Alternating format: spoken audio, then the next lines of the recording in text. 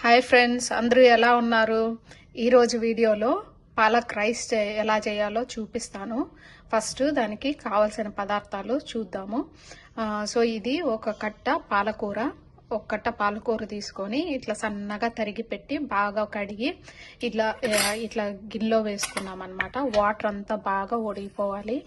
Water బాగా ఉడికిపోయిందంటే మనం పాలకూర వేసి వేయించినప్పుడు మెత్తగా కాకుండా బాగుంటుంది ఆ పాలకూర. మళ్ళీ ఇది రైసు, ఈ కప్పుతో 2 కప్స్ రైస్ తీసుకున్నాను. దాన్ని 2 అవర్స్ ముందుగా తగినన్ని వాటర్ వేసి 2 అవర్స్ ముందుగా నానబెట్టి పెట్టుకోవాలి. రైసు 2 అవర్స్ నానాయంటే బాగా మనకి పొడిగా పలుకులుగా వస్తుంది రైస్. సో ఇంకా 3 పచ్చిమిరపకాయలు, హాఫ్ ఆనియన్ కట్ చేసుకున్నాను. ఆనియన్ ఇట్లా సన్నగా కట్ చేసి పెట్టుకోవాలి. అండ్ పుదీనా, కొత్తిమీర అండ్ మసాలాలు వచ్చి బిర్యానీ ఆకు 2, చెక్క, లవంగాలు ఒక 3 తీసుకున్నాను, 2 యాలకులు, ఇది షాజీరా. మళ్ళీ దీంట్లో నేను వేరే వెజిటేబుల్స్ ఏమీ వేయట్లేదు, బఠానాలు మాత్రం వేస్తున్నాను. బఠానాలు వేస్తే కొంచెం అక్కడక్కడ క్రంచీగా తగులుతా బాగుంటుంది అనేసి బఠానాలు మాత్రం వేస్తున్నాను. ఇప్పుడు ఎలా చేయాలో చూద్దాము. స్టవ్ ఆన్ చేసుకొని ఒక కుక్కర్ పెట్టుకొని ఆయిల్ 2 స్పూన్స్ వేసుకున్నాను. ఇది తెల్లగా గడ్డగా ఉండేది వచ్చింది కోకోనట్ ఆయిల్. నేను coconut oil and normal canola oil 2 కలిపి యూజ్ చేస్తాను. ఇది కోకోనట్ ఆయిల్ అన్నమాట, ఆర్గానిక్ కోకోనట్ ఆయిల్, ఇది యూజ్ చేస్తాను. ఆయిల్ వేడయింది. ఇప్పుడు దీంట్లో మనం ముందుగా చెప్పిన బిర్యానీ ఆకు, చెక్క, లవంగము అవన్నీ దీంట్లో వేసుకుందాము. వేసి ఇట్లా ఫ్రై చేసుకోవాలి. ఇప్పుడు దీంట్లో 3 పచ్చిమిరపకాయలు ఇట్లా కట్ చేసుకోవాలి. తర్వాత సన్నగా కట్ చేసుకున్న ఆనియన్ వేద్దాం. ఆనియన్ వేసి బాగా వేయించుకోవాలి.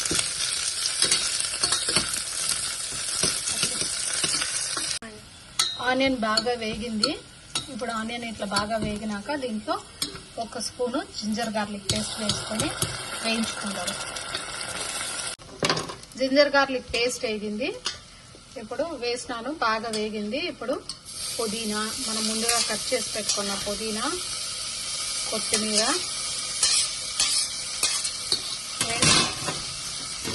ఒకసారి బాగా కలుపుకున్నాను.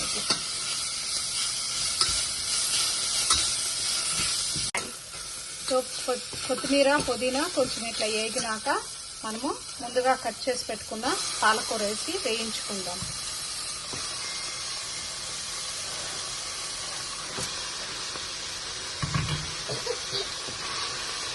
ఇట్లా పాలకూర వేయించుకుందాం.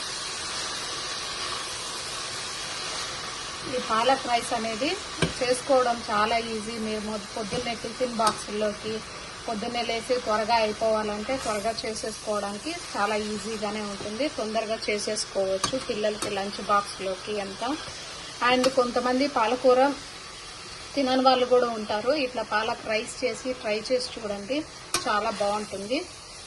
అండ్ ఏదైనా కూరల్లోకి లైక్ చికెన్ కర్రీకి అట్లా ఎప్పుడు బగారా రైస్, బిర్యానీలు అట్లే కాకుండా పాలక్ రైస్ కూడా బాగుంటుంది. ట్రై చేసి చూడండి. పాలకులో ఇట్లా నీళ్ళన్నీ ఊరుతాయి. ఇవి నీళ్ళన్నీ ఇమిరిపోయే వరకు వేయించుకోవాలి. అట్లనే ఇప్పుడు మనం ముందుగా నానబెట్టుకున్న బఠానీలు దీంట్లో వేసేస్తాను. అండ్ ఇప్పుడు కొంచెము సాల్ట్ వేసుకుందాం. సాల్ట్ వేసుకొని దీని 2 వేయించుకొని ఈ పాలకులో ఊరి నీళ్ళన్నీ ఇమిరిపోయే వరకు వేయించుకోవాలి. పాలకులో వాటర్ అంతా అయిపోయినాయి. ఇప్పుడు దీంట్లో ఒక హాఫ్ స్పూను ధనియాల పొడి వేసుకుందాము. ఒక చిన్న స్పూను ధనియాల పొడి వేసుకున్నాను. ధనియాల పొడి వేసి 1 స్పూను పెరుగు వేస్తున్నాను. ఒక 2 స్పూన్లు పెరుగు వేసి దీన్ని మిక్స్ చేసి మళ్ళీ ఒక 5 నిమిషాలు దీన్ని అట్లే వేగనిద్దాము. పెరుగు అదంతా కూడా ఇప్పుడు పాలక్ బాగా వేగింది కదా. ఇది ముందుగా నేను నానబెట్టుకున్న రైసు, 1 కప్పు రైస్కి 2 కప్పులు నీళ్ళు వేసి నానబెట్టుకున్నాను ఒక 2 అవర్స్. ఇప్పుడు ఈ నీళ్ళు మాత్రం పోసుకుందాము. ఈ నీళ్లు ఉడకబట్టినాక తర్వాత రైస్ వేసుకుందాం. ఫస్ట్ ఇప్పుడు నీళ్లు మాత్రం పోసి ఉడికొచ్చే వరకు కొంచెం ఉడికే వరకు వెయిట్ చేద్దాం.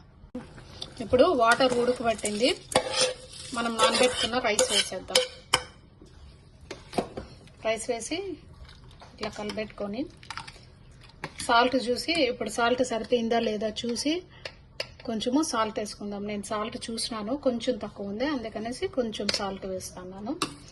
సాల్ట్ వేసి ఇట్లా మిక్స్ చేసుకునేసి ఇప్పుడు ఫస్ట్ కొంచెము హై ఫ్లేమ్లో ఒక 10 మినిట్స్ అట్లా పెడతాము. మళ్ళీ లో ఫ్లేమ్ వాటర్ అంతా కొంచెం ఇమురుకున్నాక మళ్ళీ లో ఫ్లేమ్లో మూత పెట్టేసి ఒక 10-15 మినిట్స్ పెడతాము. ఇప్పుడు వాటర్ అంతా ఆల్మోస్ట్ వచ్చినాయి. దీన్ని మూత పెట్టేసి సన్న మంట మీద చాలా లో ఫ్లేమ్లో ఒక 5 నిమిషాలు పెట్టుకోవాలి. వేడి వేడిగా ఎమ్మీ పాలక్ రైస్ రెడీ అయిపోయింది. చూడటానికి బాగా ఎమ్మీగా ఉంది కదా, చూడటానికే కాదు టేస్ట్ కూడా అంతే బాగుంటుంది. మీరు కూడా తప్పకుండా ట్రై చేసి చూడండి, మీకు కూడా నచ్చుతుంది. ఎలా ఉంది మీరు ట్రై చేసి చూసినాక ఎలా ఉందని కమెంట్ సెక్షన్లో మెన్షన్ చేయండి. ఈ వీడియో కనుక మీకు నచ్చినట్టయితే లైక్ చేయండి, షేర్ చేయండి, సబ్స్క్రైబ్ చేసుకోవడం మాత్రం మర్చిపోకండి. మరొక మంచి వీడియోతో మళ్ళీ కలుద్దాం. బాయ్.